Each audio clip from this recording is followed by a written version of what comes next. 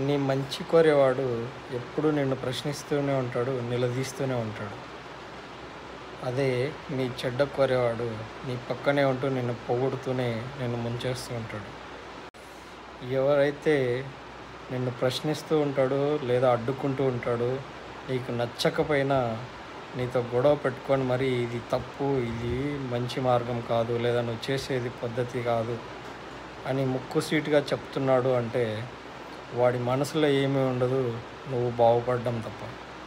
దాన్ని నువ్వు తప్పుగా అర్థం చేసుకొని వాడిని దూరం చేసుకున్నా లేదా వాడి మాట వినకపోయినా నష్టపోయేది నువ్వే. పొగిడేవాడిది ఏం పోతుంది, నిన్ను పొగుడతాడు, నువ్వు అక్కడే ఆగిపోతావు.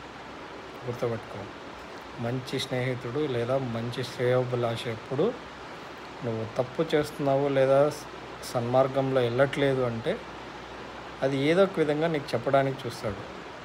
అదే నిన్ను బాగు కోరనివాడు లేదా నువ్వు బాగుపడడం ఇష్టం లేనివాడు, నువ్వు చేస్తున్నది తప్పు అయినా సరే నువ్వు సూపర్గా చేసావురా, నువ్వు హీరోరా అని చెప్పి పొగుడతాడు అనమాట.